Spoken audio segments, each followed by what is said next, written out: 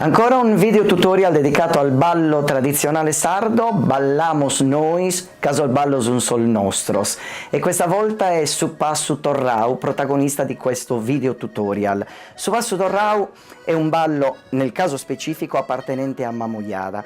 Bisogna ricordare però che in Sardegna tutti i balli che hanno una fase ritornante da una posizione A ad una posizione B vengono definiti Passu Torrau, per cui col nome Passu Torrau possiamo trovare diverse tipologie di ballo.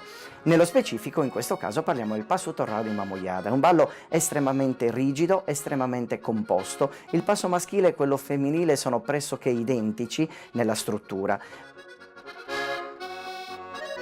La difficoltà in questo passo sta in un tremolio ritmico costante dove i piedi quasi non si muovono, ma tutto è determinato da un molleggio che parte dall'avampiede con il tallone leggermente sollevato.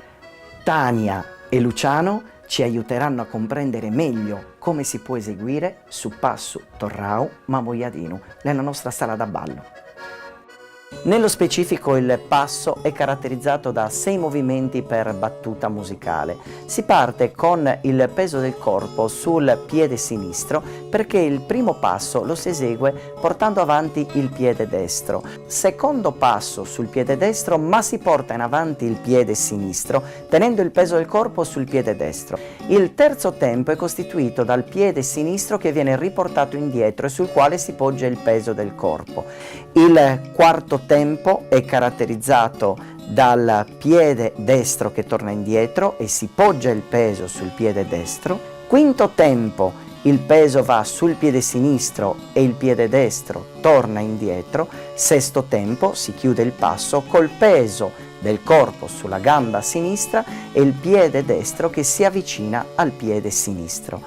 Ora siamo pronti per eseguire la seconda sequenza, dove rimane assolutamente invariato. Destro, destro, sinistro, destro, sinistro, sinistro, destro, destro, sinistro, destro, sinistro, sinistro. Esistono alcune variazioni legate all'esecuzione del ballo oltre il passo base che abbiamo appena descritto. Queste variazioni nascono in base ai cambi degli accenti ritmici, per cui possiamo trovare un'avanzata che porta la coppia ad andare verso il centro e si conclude con una fase di un inchino nel quinto e sesto tempo, ma la coppia può eseguire anche delle rotazioni, generalmente in senso orario, a conclusione della parte dell'avanzata, appunto, prima di ritornare nel perimetro del cerchio.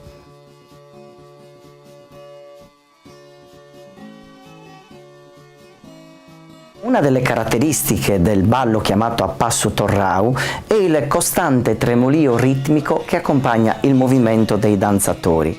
È un tremolio molto importante. Gli studiosi dicono che avesse una funzione apotropaica, servisse per scacciare gli spiriti maligni, e in tutti i balli della Sardegna, quelli più antichi, è sempre presente questo movimento sussultorio, questo tremolio che può assumere nomi differenti a seconda dei paesi. E ora vediamo lo specifico del passo maschile, la cui struttura del movimento rimane assolutamente la stessa rispetto a ciò che abbiamo descritto precedentemente, il movimento in 6 passi per battuta musicale, con la partenza sul piede destro e ci si prepara col peso del corpo sulla gamba sinistra. Destro, destro, sinistro, destro, sinistro, sinistro. Destro, destro, sinistro, destro, sinistro, sinistro. Notare il costante tremolio ritmico che accompagna tutto il movimento del ballo a Passu Torrau, tremolio fondamentale nell'esecuzione di questo genere di ballo. I passi della donna, se nell'uomo i passi erano raccolti, nella donna sono ancora più piccoli, veramente dei passi microscopici potremmo definirli, dove il piede va portato avanti il meno possibile, nella fase dove il passo va portato in avanti, e stessa cosa avviene nel passo che viene riportato indietro. Ricordo che il movimento a passo torrau indica in tutti i balli della Sardegna un movimento che porta da una situazione, da una posizione A ad una posizione B, tornando indietro rispetto alla posizione iniziale.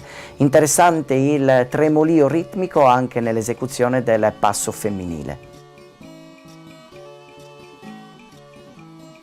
Possiamo trovare un'avanzata che porta la coppia ad andare verso il centro del cerchio e si conclude con una fase di un inchino nel quinto e sesto tempo, ma la coppia può eseguire anche delle rotazioni, generalmente in senso orario, a conclusione della parte dell'avanzata, appunto, prima di ritornare nel perimetro del cerchio. Dal cuore della Barbagia vogliamo introdurvi in questo mondo del ballo particolarmente ritmato e cadenzato su basso torrau con Tania e Luciano. Appuntamento al prossimo incontro con video tutorial sui balli tradizionali sardi.